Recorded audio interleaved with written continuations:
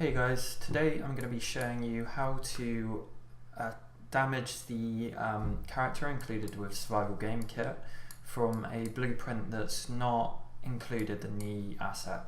So I'm going to start just by creating a blueprint class, and I'm going to drag that into our world, open it up, and I'll bring it over to the screen.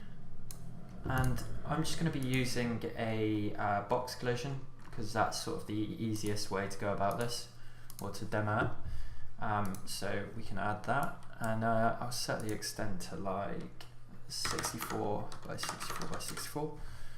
Hopefully that'll be big enough. Let's take a look. Well, we can make it a little bit bigger. So we'll just scale it up like that.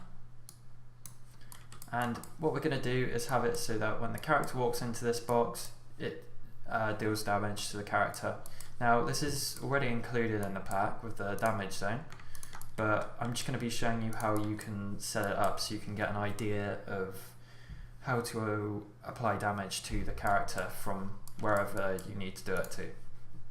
So we're going to open up the blueprint again, and for this I'm just going to use an on component begin overlap. So we'll click the plus, creates the event for us, and I'm going to use the other actor because this returns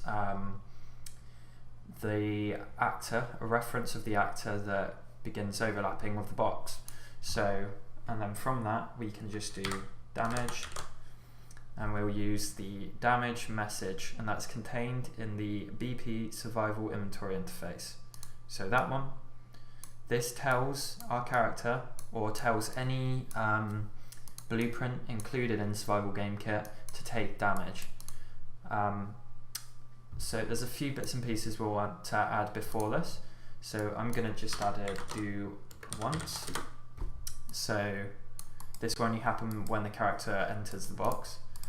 And I'll add, we'll select the box again, and we'll add on end overlap. This is just for the sake of our box.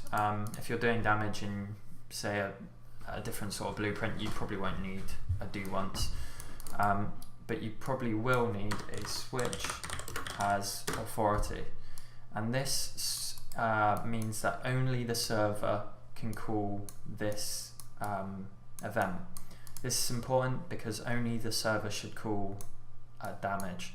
The client should have nothing to do with it. So with this setup, when our character overlaps the box, we will run this and do it only once. We'll check to make sure that only the server can do this, and then we call the damage event. That's it. So now, if I can compile this, I'll tick on enable dedicated server, and I will have to guess whereabouts our box was because I don't remember. Okay. What we can do is, just to make this a little bit easier, I will select the box and I will unhide it.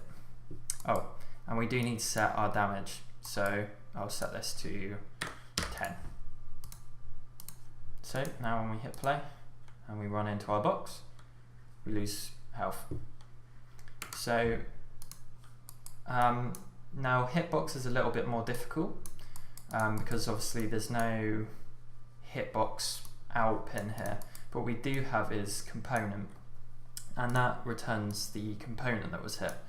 Now if you're using a trace, so I'll quickly make a trace here so to give you guys an idea, do line trace.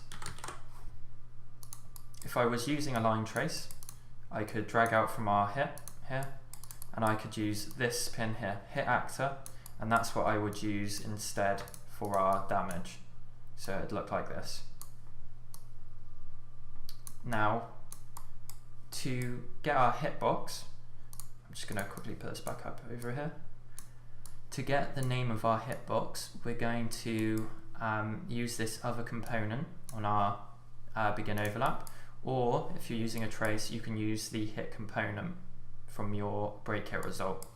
So we can go over to the blueprints, holdables, and we'll go to master range weapon, and in here we can find the, let's take a look, damage trace, and we'll find set hitbox, and it's actually in the BP master weapon. So we'll open that up, and you see we've got a function here.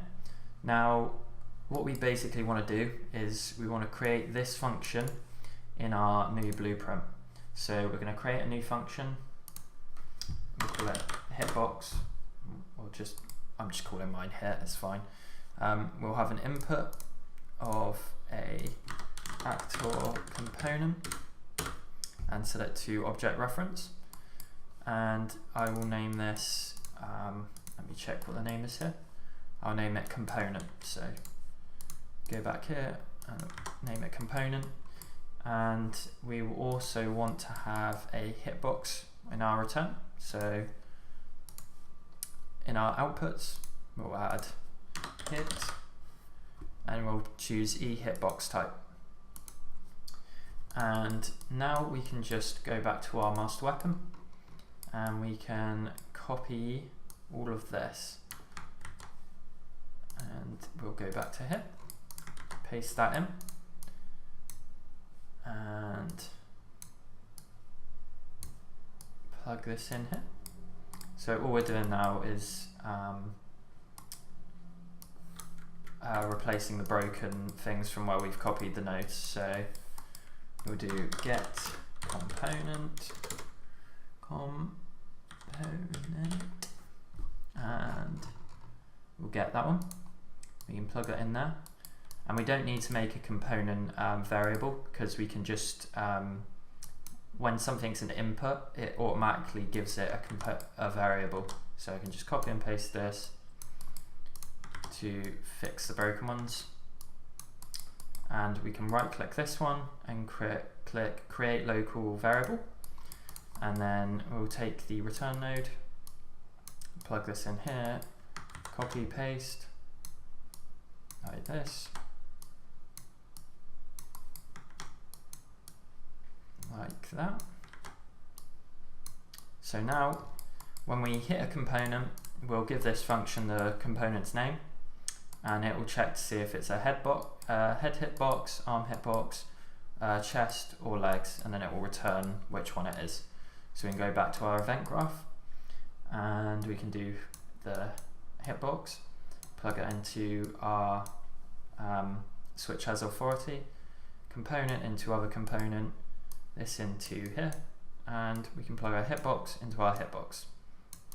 So now it will return our hitbox. And again, if you're using say a line trace, it would look something like this, and you'd have the component going into here as well, like that.